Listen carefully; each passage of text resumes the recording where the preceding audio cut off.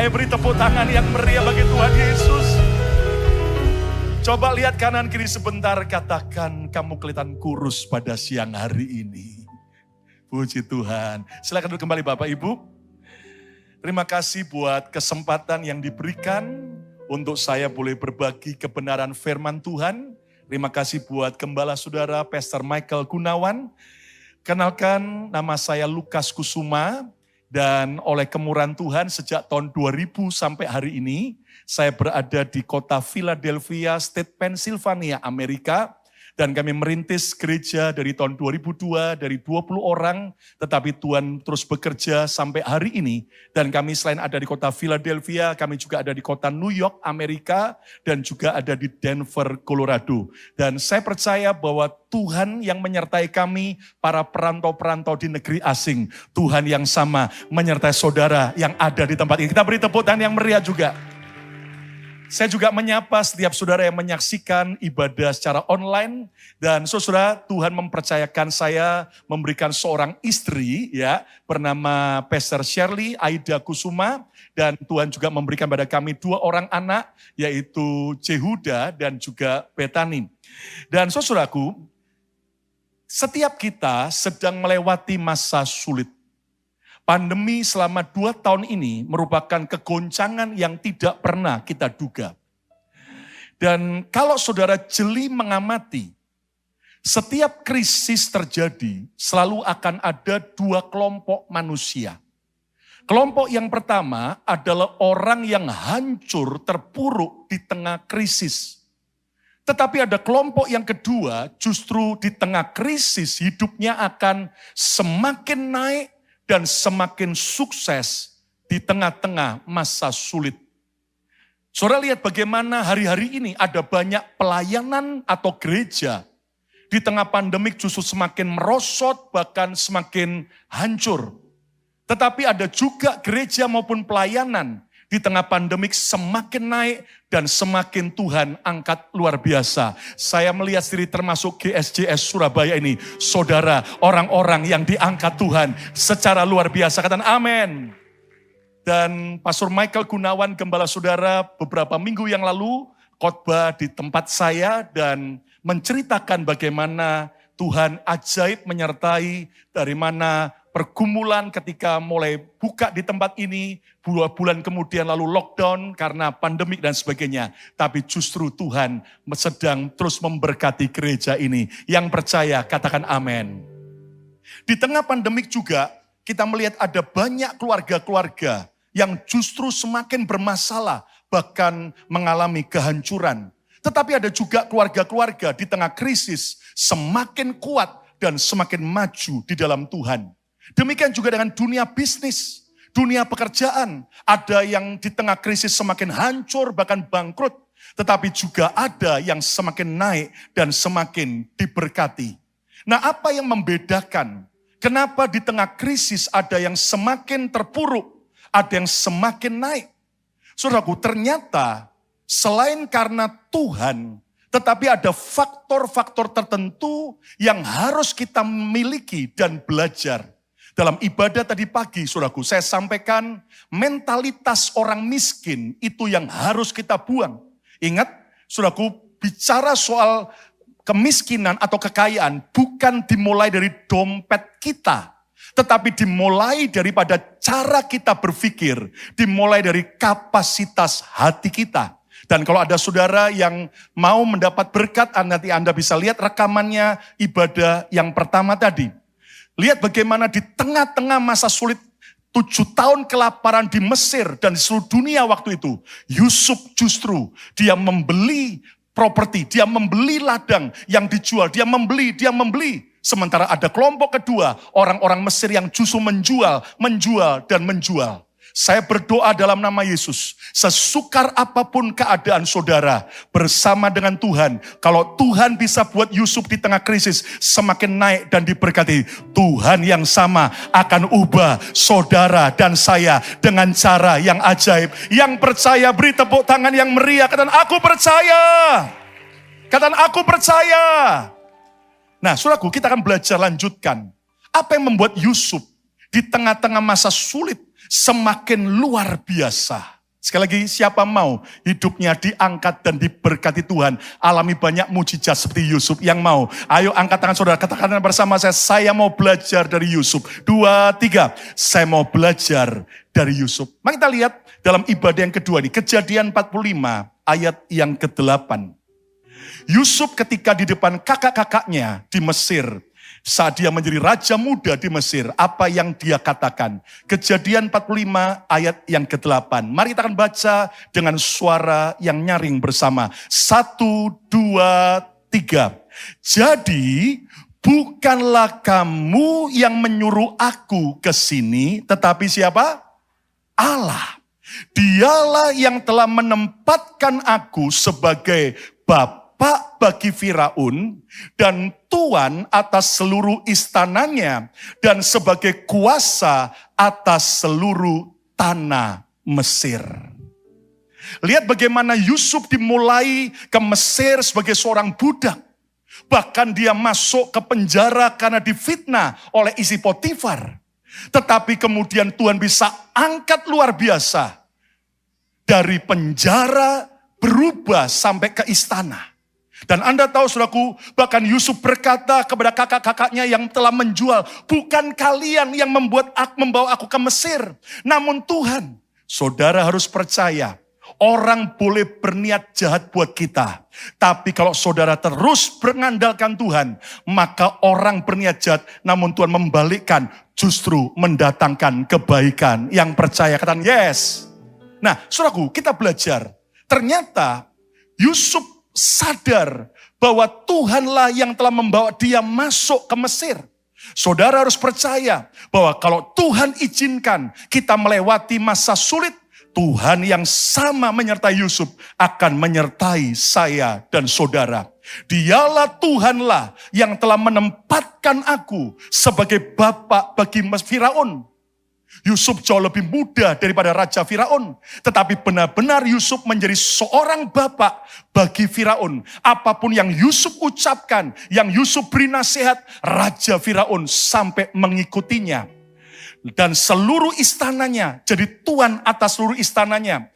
Dan sebagai kuasa atas seluruh tanah Mesir.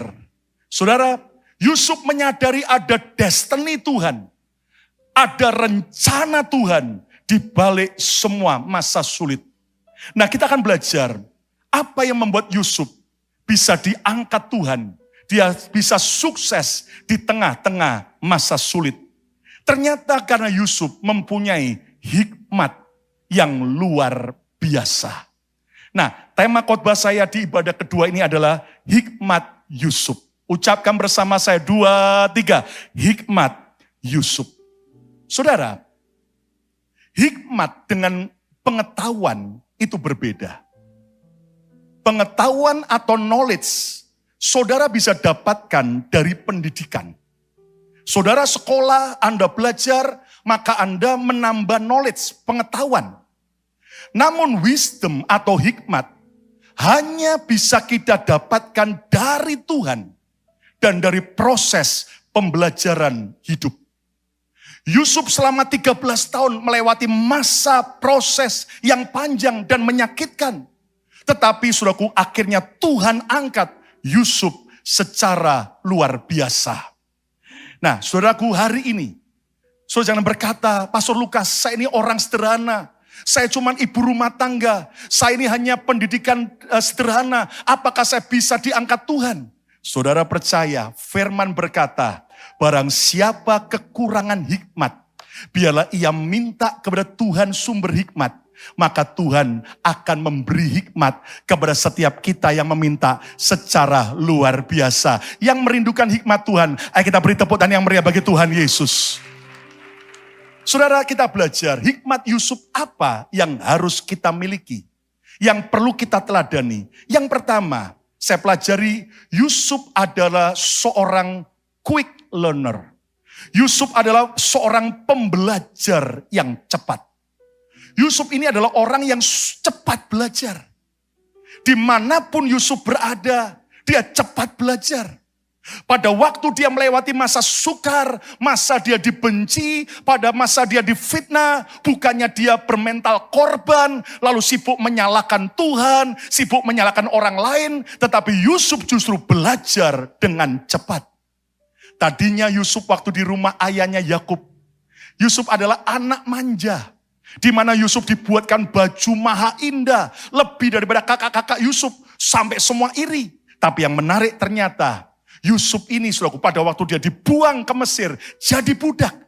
Dia nggak pernah kerja rumah, dia nggak pernah membersihkan rumah, nggak pernah take care rumah. Tapi akhirnya dia cepat belajar. Makanya tidak heran, Potifar akhirnya langsung berkata, wow ini orang hebat. Maka dijadikan kepala daripada semua pegawai di rumah Potifar. Bahkan waktu Yusuf dijebloskan ke dalam penjara, Yusuf cepat belajar dan akhirnya dia menjadi orang kepercayaan di penjara daripada kepala penjara. Bahkan Yusuf juga bukanlah orang yang ternyata terlahir karena pandai menafsirkan mimpi. Tetapi saya percaya selain dia berdoa kepada Tuhan, tapi dia belajar sampai dia berhasil menafsirkan mimpi juru minum dan juru roti yang masuk ke dalam penjara. Singkatnya dia bisa menafsirkan mimpi Raja Firaun. Bahkan dia memberi nasihat, biarlah di 7 tahun kelimpahan itu harus ditabung. Sehingga nanti 7 tahun kelaparan kita tidak sampai kekurangan, tapi siap. Lalu akhirnya Firaun berkata, wow, tidak ada orang yang punya hikmat seperti orang ini. Yusuf akhirnya diangkat Tuhan luar biasa. Saudara, seorang pembelajar yang cepat adalah orang yang hidupnya akan dahsyat dan ajaib. Yang mau cepat belajar, beri tepuk tangan yang meriah bagi Tuhan Yesus. Katakan amin. Kadang kita dihina, kadang kita direndahkan. Jangan marah, cepat belajar. Satu kali ada seorang pemuda cadel. Anda tahu cadel, bicara R itu nggak bisa. Jadi L, pelat. Lalu apa terjadi? Tiba-tiba dia lapar siang itu. Maka dia pergi ke sebuah rumah makan, ke depot. Lalu ditanya saya yang punya depot, mau beli apa? Saya mau beli nasi goreng. Sorry, kita nggak jual nasi goreng. Yang ada nasi goreng. Wah, diejek saudaraku. Kalau kamu nggak bisa ngomong yang benar, saya nggak jualin. Wih, ditolak. Pemuda ini nggak marah, nggak tersinggung. Dia pulang ke rumah, dia berdiri di depan cermin, dia belajar. Nasi goreng, nasi goreng, nasi goreng. Bisa saudara tahu. Wah, dia senang, dia balik lagi ke depot yang sama. Mau beli apa? Nasi goreng. Wah, kamu sudah bisa. Nasi gorengnya pakai apa? Ditanya begitu, pakai telur. Ya, kalau kamu nggak bisa ngomong bener, saya nggak mau jual. Dia nggak marah, dia nggak tersinggung. Dia pulang ke rumah, dia belajar di depan cermin. Telur. Bisa. Dia balik lagi, mau beli apa? Nasi goreng. Pakai apa? Telur. Wah, cadel kamu pinter sekarang. Pakai tempat apa? Piling. Nggak ada. Dia tidak tersinggung. Kemudian dia belajar piring. Balik lagi. Mau beli apa? Nasi goreng. Pakai apa? Telur. Tempatnya apa? Piring. Oke, saya buatkan. Dibuatkan nasi goreng. Selesai dibuatkan, saudaraku. Maka si cadel kasih uang 50.000 rupiah. Dan dia lihat di harganya 25.000. Ya kan? Lalu kemudian setelah dikasih nasi gorengnya, si cadel tanya, mana uang kembalinya? Hayo, berapa uang kembalinya? Hayo, berapa uang kembalinya? Lalu si cadel berkata, nombango. Itu tanda cepat belajar, saudaraku. Nah, nggak ada kata terlambat walaupun kita usia lanjut. Asal kita mau cepat belajar, maka Tuhan bisa buat kita berhasil dan beruntung. Tepuk tangan yang meriah bagi Tuhan Yesus. Amin, saudaraku. Yusuf juga cepat belajar di tengah situasi dan tugas apapun. Saudara, jangan bermental selalu berkata, aku nggak bisa. Tapi mari bersama dengan Tuhan. Asal kita mau belajar, Tuhan akan bisa buat kita berhasil. Katakan yes. Yusuf juga tidak mau mengulangi kesalahan yang telah terjadi di masa lalu. Saudara tahu, Yusuf ini, dia belajar dari kesalahan ayahnya Yakub. Di mana Yakub punya 2 orang istri dan 2 orang gundik. Yang menyebabkan akhirnya terjadi pertikaian, saling iri dan saling membenci antara saudara-saudara tiri. Maka Yusuf berkata, wow, Kalau punya istri lebih dari satu, malapetaka terjadi dalam keluarga. Akibatnya apa? Kalau Anda baca, Yusuf akhirnya dia tidak ulangi kesalahan ayahnya untuk punya banyak istri. Yusuf cuma setia hanya dengan satu istri. Itulah Asnat, anak Imam Potifera. Dan Yusuf seorang yang cepat belajar. Yang setuju, katakan amin. Saudara, ada banyak orang tanya sama saya, Pastor Lukas, gimana sih ceritanya kok bisa pergi ke Amerika? Kok bisa pelayanan di Amerika? Saudara mau tahu rahasianya? Oh enggak, ya sudah saya lanjut. Saudara mau tahu? Saudara, jujur saya enggak pernah bermimpi kalau saya akan ke Amerika. Tapi yang satu hal yang saya belajar, saya selalu belajar dari Tuhan. Apapun yang Dia izinkan terjadi, saya tahu saya tidak perlu marah dan kecewa. Tapi saya selalu berkata, Tuhan, pelajaran apa yang kau mau aku belajar lewat peristiwa yang terjadi. Saudara, tepatnya tahun 97 sampai 2000, saya dipercaya menggembalakan gereja yang ada di Makassar, di ujung pandang. Dan waktu itu saya masih bujangan, dan Anda lihat sekarang aja udah ganteng, apalagi waktu itu, saudaraku. Ya, nah apa yang terjadi, saudaraku? Singkatnya pelayanan berhasil, tapi satu yang jadi pergumulan saya belum menikah. Jadi saudara, saya sempat dekat dengan salah seorang guru sekolah minggu di Makassar, di gereja kami.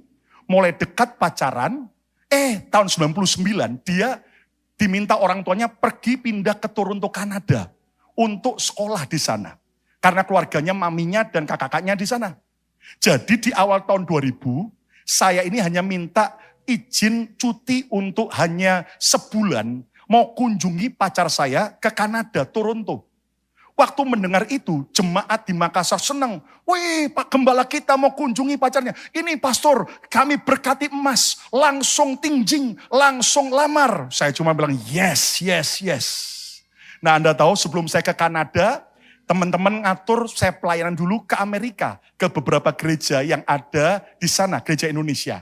Singkatnya, saudaraku, sampai saya di Amerika, pelayanan beberapa saat, lalu saya terbang ke Toronto, Kanada.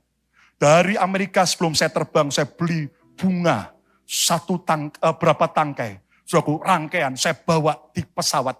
Kenapa? Saya siap berikan kepada pacar saya. Begitu sampai ke Toronto, Kanada, saudaraku, saya ketemu dengan pacar saya. Wah, senang sekali. Tapi setelah ngobrol, ternyata kami akhirnya harus putus pacar dengan baik. Kenapa? Karena maminya tidak setuju.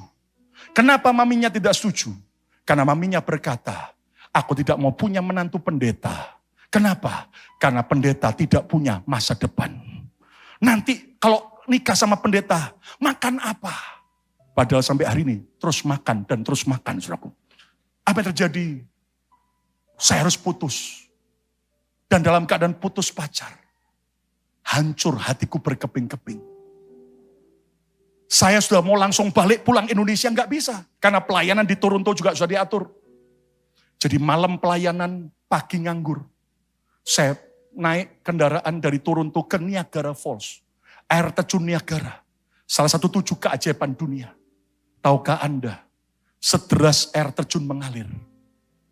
Sederas itu pula air mataku mengalir. Anda ketawa enak, sedih tahu waktu itu.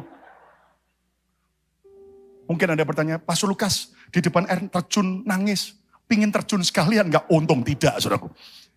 Tapi saya cuma bilang, Tuhan, jauh-jauh dari Indonesia ngejar pacar, ternyata harus putus. Walaupun aku enggak ngerti apa rencanamu. Ajari aku semua pembelajaran yang aku harus lewati. Saya kembali kuat. Saya di Toronto punya beberapa keluarga. Salah satu om saya orangnya sangat humoris. Saya tinggal di rumahnya. Dan Anda tahu dalam keadaan putus pacar, dia tahu ponakannya lagi bersimbah air mata. Lalu dia tepuk pundak saya. Sudahlah ponakanku, jangan susah. Asal kamu lebih ganteng dikit aja dari monyet. Kamu pasti akan dapat jodoh. Kaget saya, saudara. Saya mau marah, saya tahu dia bercanda. Lalu saya bilang, iya om.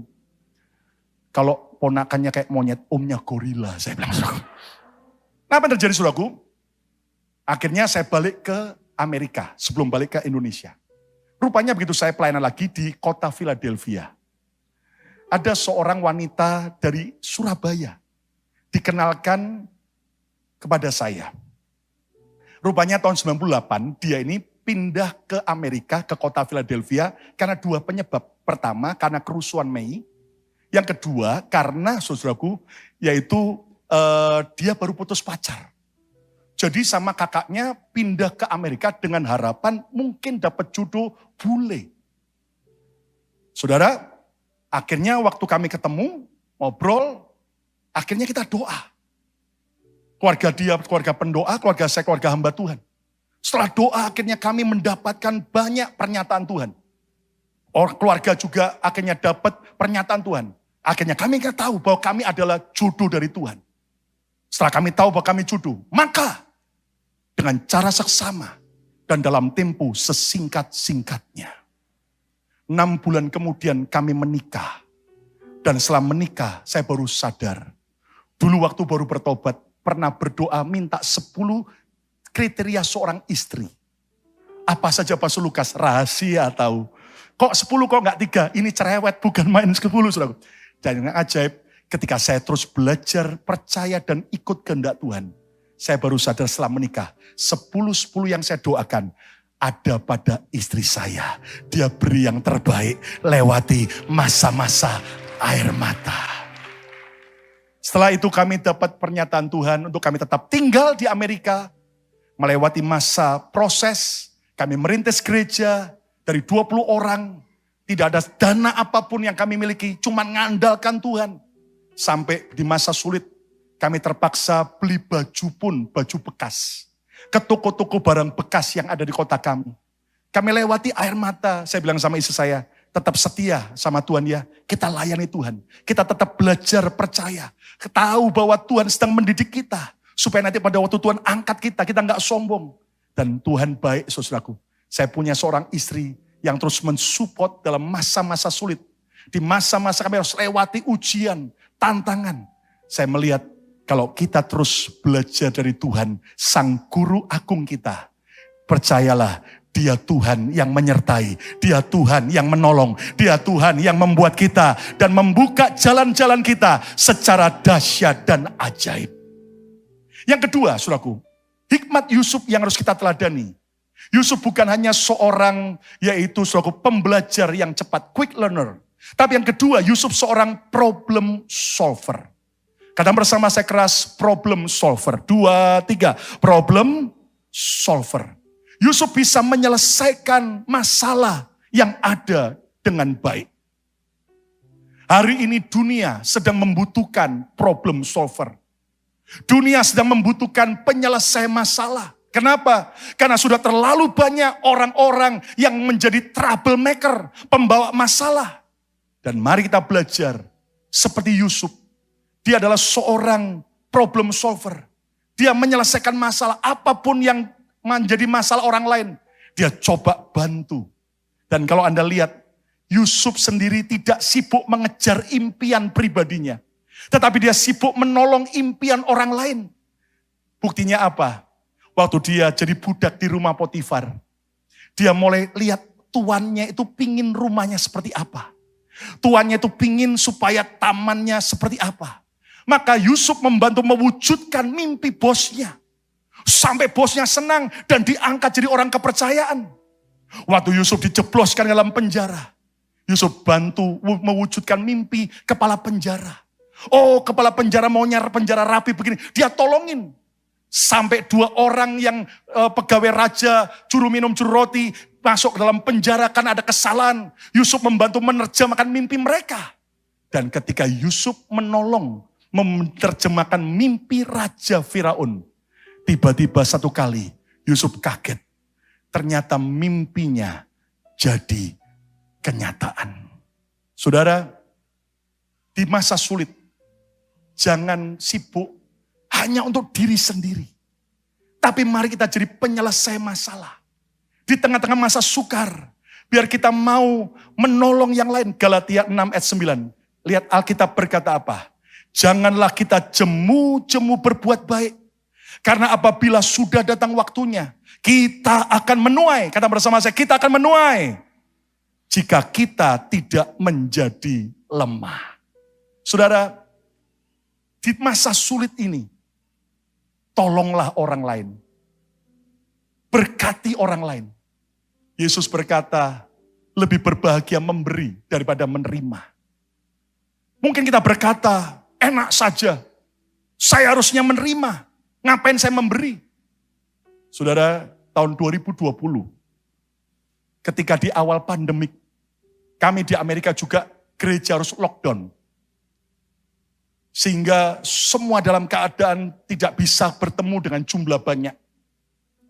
Ibadah berubah jadi online. Sementara staf kami, mereka sekian banyak keluarga, tetap harus kami biayai. Saya bilang pada staf kami, saya sebagai pemimpin yang Tuhan percayakan, saat lewati masa sulit, semua gaji kalian tidak saya potong, tidak saya berhentikan. Semua akan tetap saya akan tanggung jawab. Dan mereka nangis dan berkata, ayo kita sama-sama berdoa. Minta terobosan dari Tuhan. Dan saudara, keuangan gereja waktu itu juga drop, minus. Sehingga dalam keadaan begitu saya berdoa. Kami berdoa, puasa. Tiba-tiba Tuhan ngomong gini, kamu perlu duit? Ya Tuhan. Kalau kamu perlu duit, nabur. Saya kaget. Tuhan ngomong gini, kalau dunia mengajarkan butuh duit, cari duit. Tapi kalau engkau belajar dari Alkitab, engkau perlu duit, malah nabur. Saudara, saya nangis, kami sekeluarga berdoa, engkau mau kami nabur apa? Beri makan mereka yang membutuhkan. Saudara, apa yang terjadi? Saya akhirnya gerakkan tim, ayo kita beli sembako. Kami beli sekian banyak beras, Indomie, kemudian barang-barang makanan. Lalu kami umumkan di sosial media kami. Bukan hanya jemaat, tapi semua warga Indonesia yang tinggal di kota kami, asal mereka mau saja, mereka boleh SMS. Dan terus banyak yang masuk SMS minta. Dan akhirnya besok kami ada tim, kami mulai delivery. Supaya demi keamanan, supaya tidak langsung kontak dengan yang minta. Kita drop di depan pintu rumah mereka. Lalu yang nganter masuk mobil telepon. Sekarang coba ambil. Mereka keluar, saudaraku. Supaya tidak terjadi kontak langsung. Kami kerjakan di masa kami sendiri dalam keadaan sulit. Tiba-tiba Tuhan berkata, gak cukup nak. Kamu harus beri makan bangsa-bangsa. Kaget saya. Gimana caranya Tuhan? Duitnya dari mana? Berani melangkah saja. Saudara, saya mau belajar jadi problem solver. Bagi mereka yang masa sulit. Akhirnya kita umumkan bahwa setiap Kamis pagi di depan gedung gereja kami. Kebetulan Tuhan percayakan kami gedung gereja di jalan utama. Sehingga saudara orang lihat pengumuman itu. Antri panjang sampai 500, 400, 500 orang. Setiap Kamis di awal pandemik. Dan kami bagi makanan. Saudara, secara manusia. Ini benar-benar sesuatu yang kami buang. Terus, tapi saya bilang sama teman-teman. Kamu tahu, kita tidak membuang uang. Kita sedang investasi, menabur. Dan kita akan menuai di masa-masa kelimpahan. Tepuk tangan yang meriah bagi Tuhan Yesus. Dan Tuhan setia. Asal kita mau jadi jawaban bagi orang lain. Tuhan baik, saudaraku. Datang para donatur-donatur. Organisasi-organisasi food bank. Yang sudah lama kita coba hubungi. Gak pernah merespon. Ketika lihat antrian setiap Kamis pagi. Panjang sebegitu. Mereka pada berdatangan. Dan sejak 2 tahun yang lalu sampai hari ini. Kami masih konsisten setiap Kamis kami bagi. Kalau Anda ikuti Instagram saya, Lukas Kusuma, maupun saudaraku, kami selalu bagi. Yang ajaib, Tuhan tidak pernah ingkar janji. Kami tidak makin kekurangan.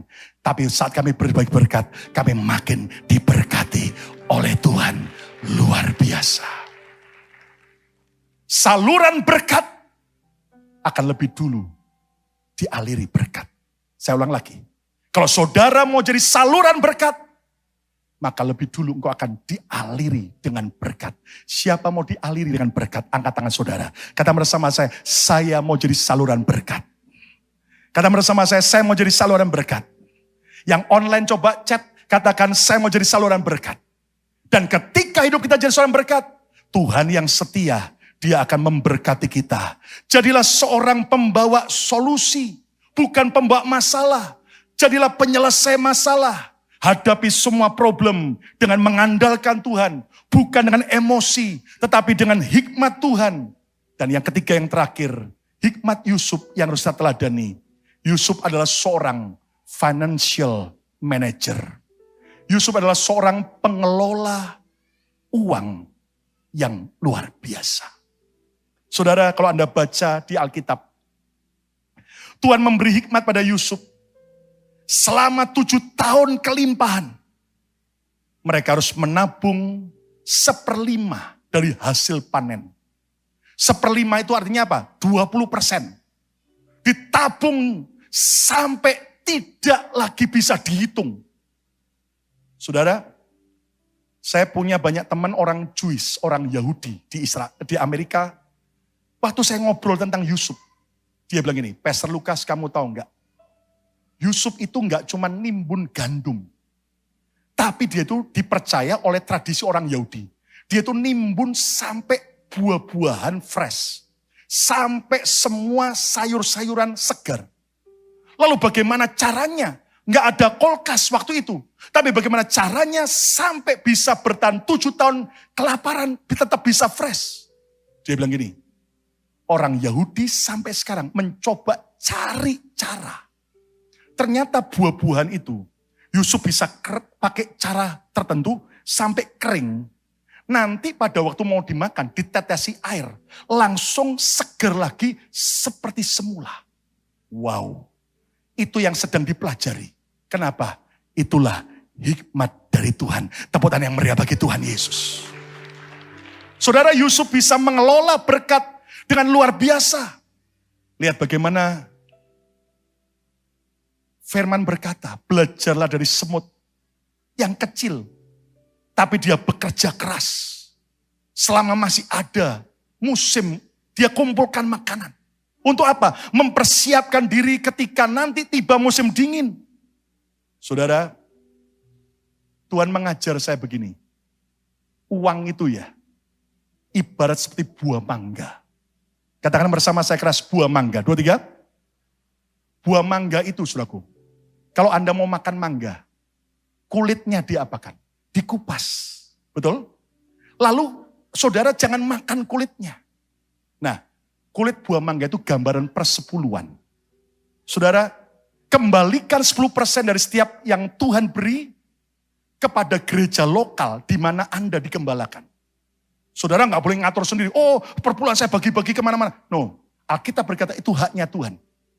Lalu isi mangganya Anda boleh potong, Anda boleh makan. Kita boleh nikmati berkat. Yang setuju katakan amin. Pengkhotbah berkata ada karunia menikmati berkat. Ada orang duitnya banyak tapi nggak bisa nikmati berkat. Tapi kalau saudara duitmu nggak seberapa tapi engkau bisa nikmati berkat. Itu berkat daripada segala berkat. Tepuk tangan yang meriah kata Tuhan Yesus. Amin. Lalu isi mangganya jangan langsung dipotong semua, langsung dimakan. Sebagian dimakan, sebagian dipotong, dimasukkan kulkas. Ada tabungan. Orang percaya harus bisa nabung. Untuk apa? Untuk persiapan di masa sulit. Untuk apa? Untuk pengeluaran mendadak. Dan minimal 20%. Lalu biji mangganya jangan dibuang. Apalagi dimakan. Kalau Anda makan biji mangga, innalillahi. Biji mangganya diapakan? Tanam kembali, tabur. Sehingga engkau akan menuai pohon mangga yang akan berlipat-lipat ganda. Dalam uang, ada bagian persepuluhan milik Tuhan. Kembalikan ke gereja ini di mana engkau digembalakan. Lalu ada bagian yang kau nikmati. Tapi ada bagian yang kau tabung. Tapi ada bagian yang kau tabur. Firman berkata, siapa menabur dengan berlinang-linang air mata, pasti ia akan pulang dengan bersorak-sorai. Tepuk tangan yang meriah bagi Tuhan Yesus. Saudara, Desember 2006, gedung yang kami sewa buat ibadah kebakar habis di kota Philadelphia karena korsleting.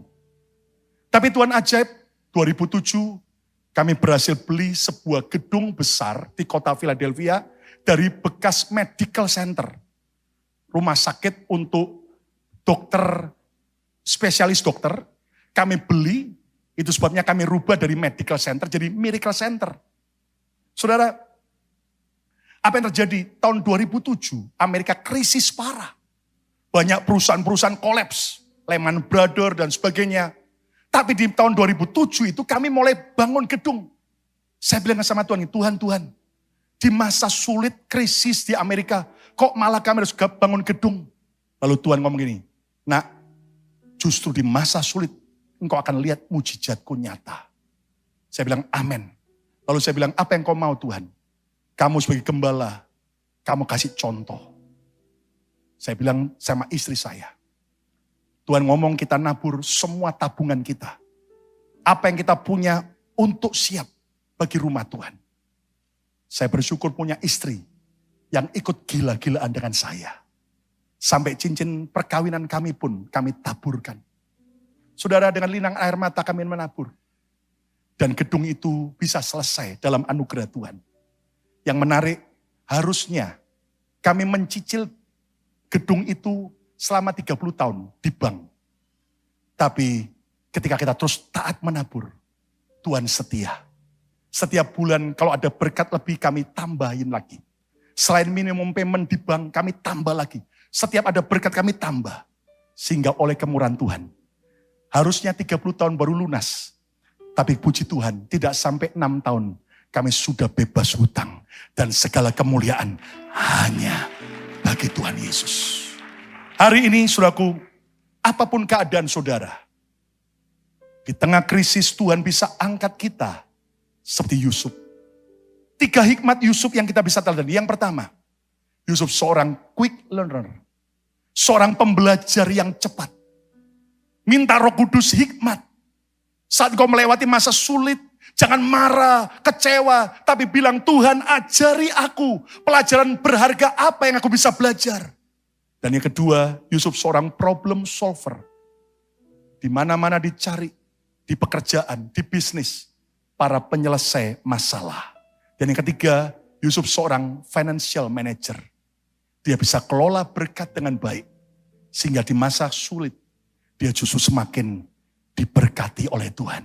Siapa percaya di masa-masa seperti ini, Tuhan bisa pulihkan hidup kita dengan ajaib. Yang mau dipulihkan Tuhan, angkat tangan saudara.